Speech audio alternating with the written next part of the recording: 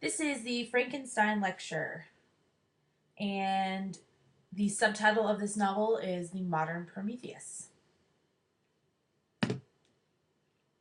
So let's talk about the author. Mary Shelley was born in 1797 to William Godwin and Mary Wollstonecraft. Her mother died soon after Mary was born. Mary Shelley learned about her mother only through writings her mother left behind, including a vindication of the rights of women, which was written in 1792, that advocated that women should have same educational opportunities in society as men. Mary Shelley was an avid reader and scholar and knew through her father some of the most important men of the time, such as William Wordsworth and Samuel Taylor Coleridge. She married Percy Shelley in 1816 and listened intently to his intellectual conversations with others, which will become important in a minute. But their marriage was quite the scandal. There was an age difference between them and some infidelity, but that is for another day. So she married him in 1816. So Mary Shelley and Percy Shelley were on a visit in Switzerland with Lord Byron, and they challenged each other to write a story. And she heard Byron and her husband discussing the nature of the principle of life and whether there was any chance of its ever being discovered. And from this conversation, she had the waking dream, which would eventually become her novel, Frankenstein. So a little bit about the book.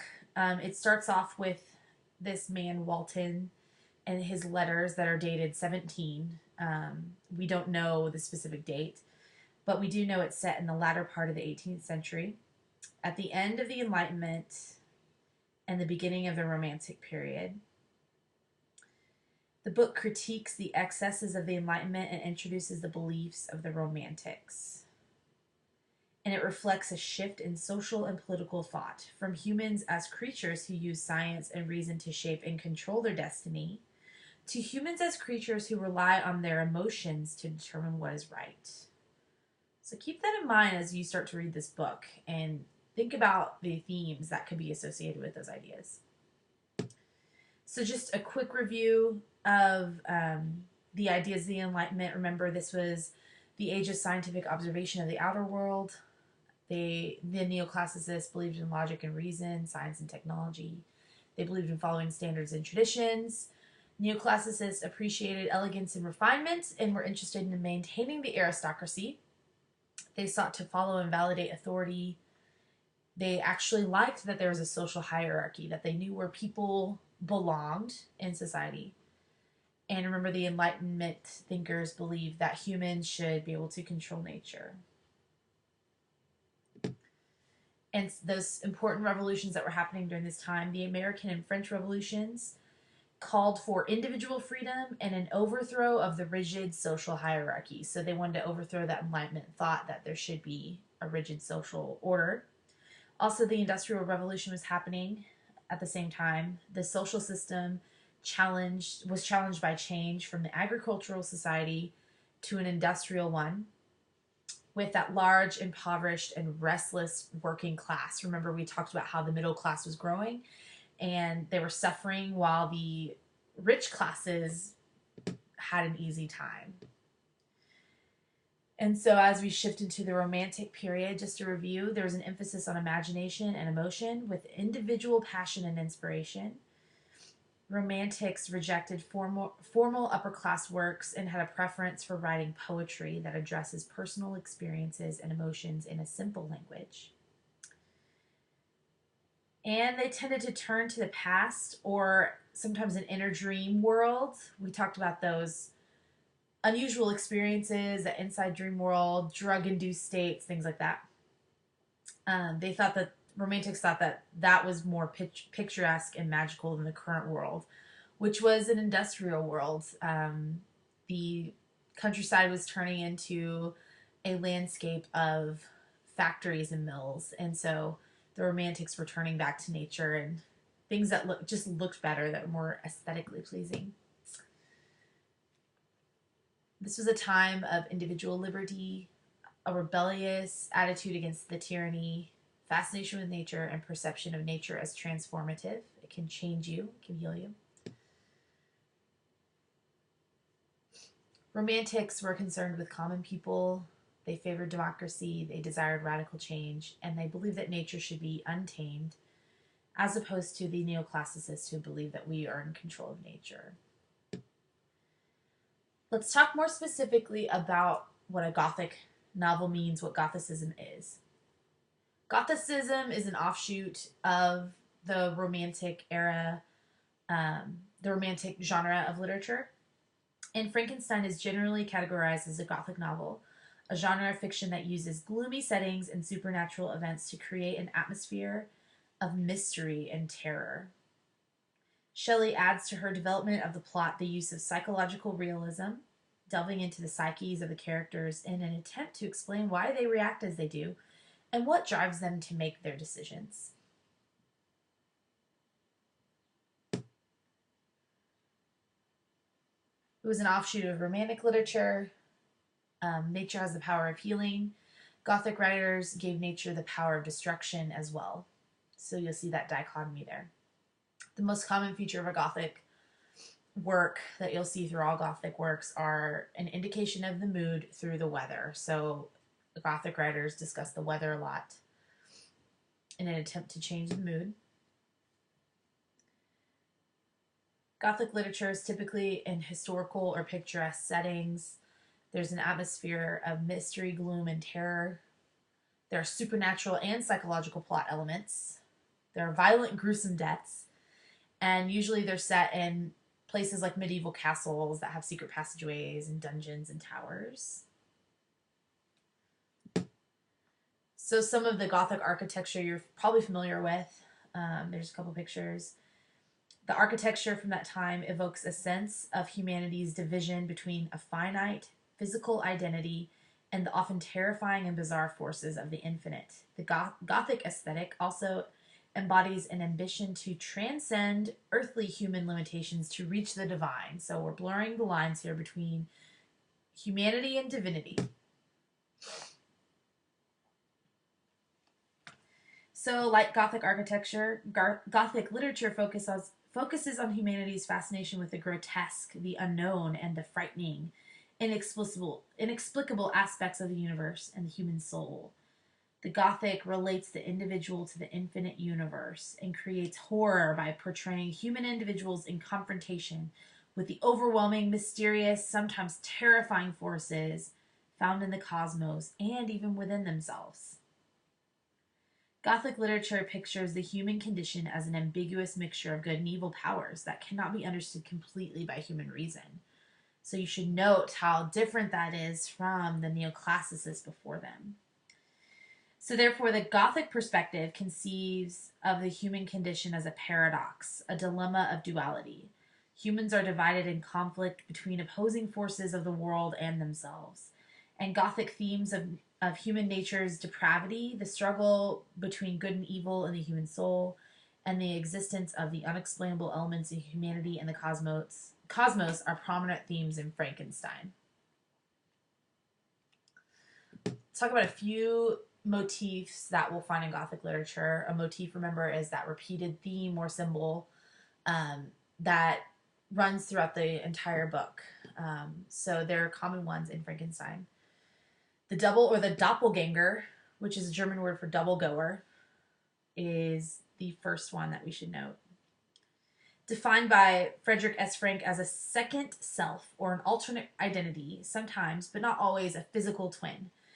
The doppelganger in demonic form can be like a lower bestial self, or, for instance, Mr. Hyde in Dr. Jekyll and Mr. Hyde. Gothic doppelgangers often haunt and threaten the rational psyche of the victim to whom they become attached. That's according to Frederick Frank. The double motif, again, involves a comparison or contrast between two characters within a work, and they each represent these opposing forces in human nature. So if you think of Dr. Jekyll and Mr. Hyde, they are contrasted with each other to represent that battle between their rational intellectual self, which is Jekyll, and the irrational bestial self, which is Hyde. So this is used in Gothic literature because it suggests that all humans are burdened with this sort of dual nature, that we are souls divided. And sometimes you'll see these double characters paired in normal common relationships like twins, siblings, husband, wife, parent, child, hero, villain, creator, creature, etc.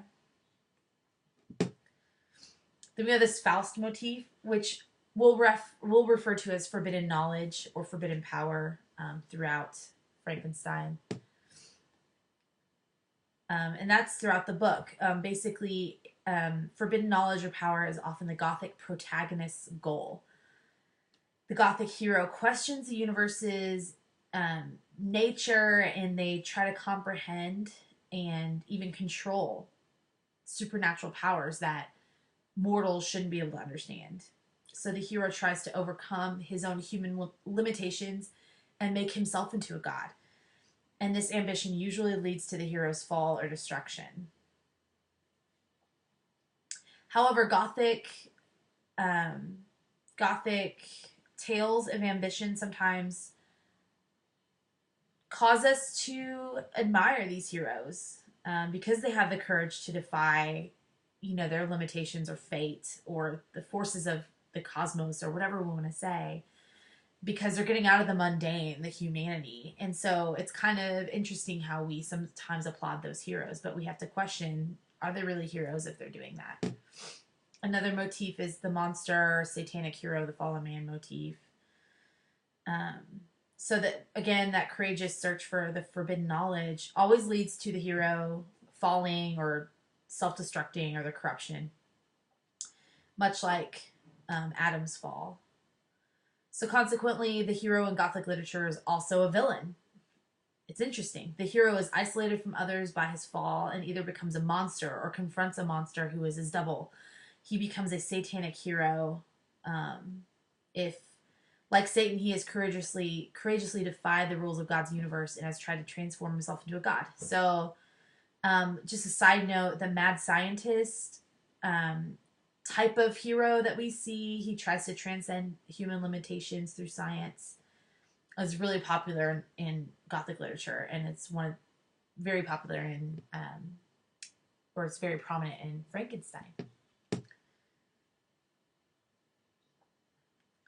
Then we have this motif of the multiple narrative, okay, and that is pretty simple. Gothic stories are frequently told through a series of secret letters or manuscripts, each revealing a deeper secret, so that the narrative continues to spiral inward toward the hidden truth. Okay, so the narrator is often a first-person narrator compelled to tell the story to a fascinated or captive listener, and that captive listener represents the captivating power of that forbidden knowledge. So by revealing to us their own secrets, the narrators reveal the secrets of humankind. That's why they're used like that. Another motif, dreams and visions. So terrible truths are often revealed to characters through dreams or visions. The hidden knowledge of the universe and of human nature comes out of these dreams, because just like when a person sleeps, reason sleeps, and the supernatural, unreasonable world can break through. Dreams in Gothic literature express that dark, unconscious depths of our psyches, and that are repressed by reason. So truths that are too terrible to be comprehended by the conscious mind come out in dreams. And the last one is signs and omens,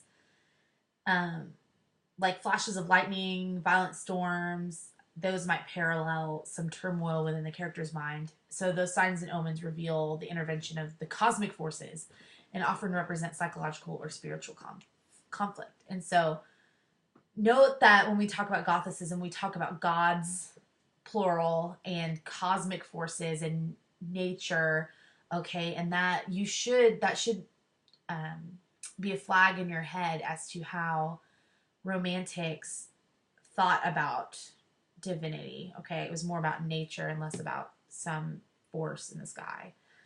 Okay, so the structure of the story is a frame story. So we'll start reading it. It starts out with Robert Walton's letters. And then inside that, we'll hear Frankenstein's story to Walton. And inside that, we'll see the creature's story to Frankenstein. So it's a frame story. So this should give you a little layout for when you actually read the book. Major characters. Victor Frankenstein is our protagonist. He's the product of an idealistic Enlightenment education. He's fueled by possibilities of science and a desire for acclaim. Frankenstein becomes obsessed with creating life from spare body parts, and his rational demeanor dissolves, and by story's end, he's consumed by these primitive emotions of fear and hatred. So the book is named after the creator of the monster, not the monster itself. The monster's name is not Frankenstein, or the creature. So the creature is never named. He's just called the creature throughout the book. He is Victor's doppelganger, and the creature rationally analyzes the society that rejects him.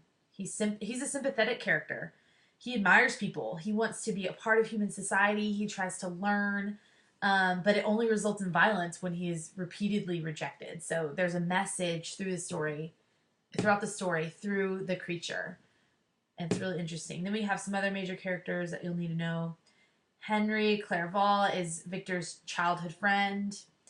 He's a true romantic, wants to leave a mark on the world, but never loses sight of the moral relations of things. He has a moral compass about him. Then we have Elizabeth, who's adopted as an infant by Victor's family, and she eventually marries Victor. Then Robert Walton, he is the Arctic explorer who's obsessed with gaining knowledge and fame. He rescues Victor in the Arctic, and he's the one who tells the story. So he hears it from Victor on the boat, and he writes those letters at the beginning. Some common themes throughout the novel: alienation and loneliness, nature versus nurture, appearance and reality, duty and responsibility, justice versus injustice, forbidden knowledge, we talked about that, science versus nature, language, multiple personalities, the doppelganger. Other literary elements, the major one is irony. Okay, so there are two major ironies throughout the book. The creature is more sympathetic, more caring. He's more imaginative and more responsible to fellow creatures. Okay, but he has so many pleasing qualities about him, but he's still outcast from society because he's not physically attractive. It's really ironic. Some symbols in the book: white or light equals knowledge. Water represents knowledge as well. Ice represents danger. You'll see ice at the very beginning. Lightning symbolizes nature's power. Nature symbolizes acceptance, nurturing, calm. You'll see nature when the creature tells his story. Mountains represent that sublime nature. We'll talk about that later in class. And another literary device is the antithesis throughout the book. So the contrast of ideas, characters, themes, settings, or moods. So there's contrast between all these things, such as Victor and creation, the civilized and the savage. What does that even mean? Beautiful and ugly, masculine and feminine. Those are some ideas that you'll see throughout the novel that are contrasted. And this is the last thing to note. The subtitle for Frankenstein is The Modern Prometheus. And Prometheus, in Greek mythology, the Titan Prometheus stole fire from the sun and gave it to humanity. And it made the Greek god Zeus really angry, because he didn't want humans to control fire. So Prometheus was punished by being chained to a lake while an eagle would feast on his liver every day. Another version of the myth says that Prometheus creates a human being by breathing life into a clay body. So either way, this Prometheus myth is somewhat of a metaphor of what happens when humans get a hold of something that they cannot control and when they reach beyond their ability. And so that's very important to note. Why Mary Shelley wrote the subtitle The Modern Prometheus under it. So here are my two sources.